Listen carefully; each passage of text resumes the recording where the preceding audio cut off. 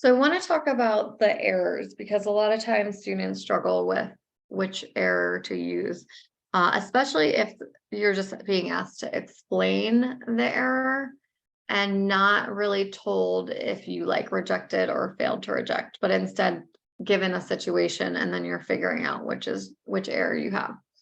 So you can kind of think about it with a court of law and a jury. And so the jury kind of has two options. They can either charge someone as guilty or they can charge someone as not guilty.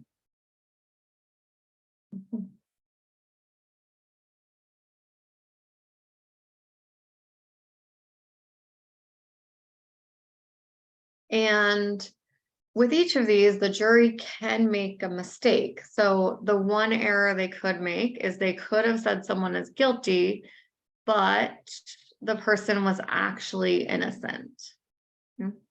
And the other option was that they were not guilty. So the jury claimed they were not guilty, but they actually were guilty. And so anytime a jury makes a conviction, there is always a chance that they're wrong. There's a chance that they're making an error. Now, sometimes the evidence is a lot stronger than the others, so they can be more confident with their decision, but still there's technically always a chance that they're wrong. And the same thing is true in hypothesis tests. No matter how much our data supports something, there is a chance that there was an error with our data or collecting the data, or an error with the sampling method. So there's always a chance that our data is not correct, or our conclusion to our hypothesis tests based on our data is not correct. And that's where we can always have a type 1 or a type 2 error. And again, the seriousness of which error is kind of depends on the situation, which one is worse. Same with is kind of guilty or not guilty. It can very much based on the seriousness of the crime of which one making a mistake would be worse. So for a type 1 error, we mistakenly reject the null. So what we're doing is we concluded that the null was false. So we concluded that we should go with the alternative hypothesis, but we were wrong and the null was actually true. And so we shouldn't have rejected that. And that is a type 1 error. A type 2 error is when we fail to reject the null, but the null is false. So a type 2 is anytime we say, okay, we failed to reject the null hypothesis. Our evidence supported failing to reject, but the null was actually false. The null was not true. And so we should have rejected it. We shouldn't have failed to reject it. So those are our two types of errors.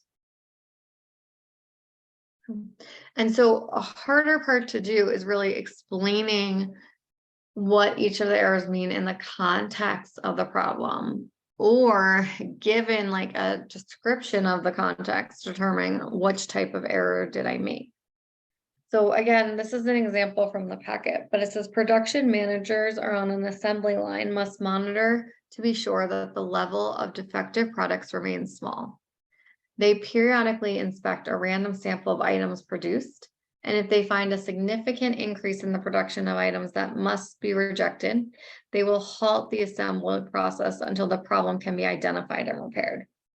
And this one says write the hypothesis in words.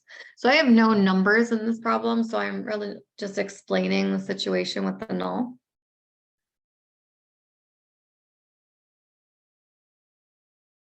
And so what they're trying to say the null is, we're trying to see the null that the level of defective products continues to remain small, that there is no increase in the level of the products being defective would be the null. And then the alternative is if there's a significant increase in production level, we need to reject it.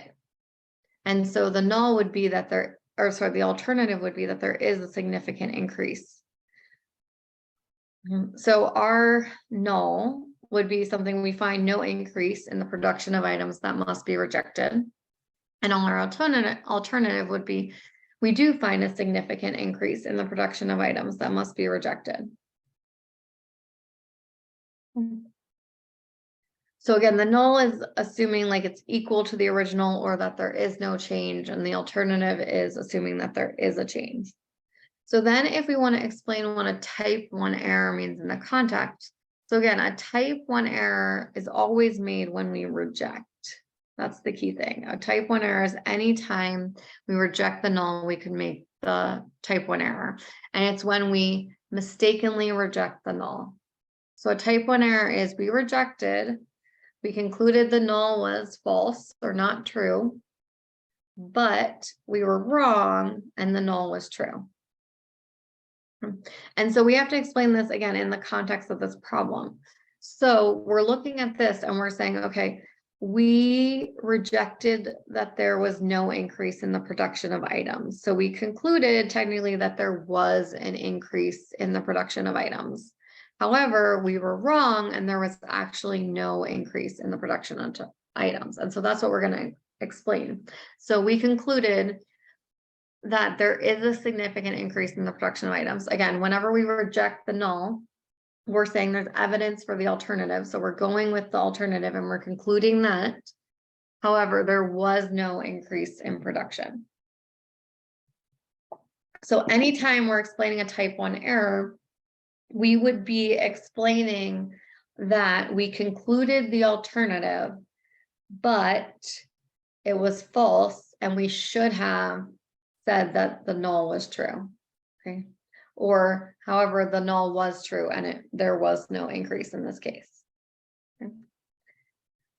So that's a type 1 error. A type 2 error is kind of the opposite. So the type 2 error occurs anytime we fail to reject. Okay, anytime we are continuing to say that, yes, we believe the null is still true, so we're not going to reject it. And what actually then, when we fail to reject, the possible error that we're making is that the null was not true and the alternative was, and we should have gone with the alternative. So whenever you're explaining a type 2 error, you want to say like, we concluded the context of the null was true. However, then the context of the alternative was true instead. So again, we were wrong and we should have went with the alternative. So in this case,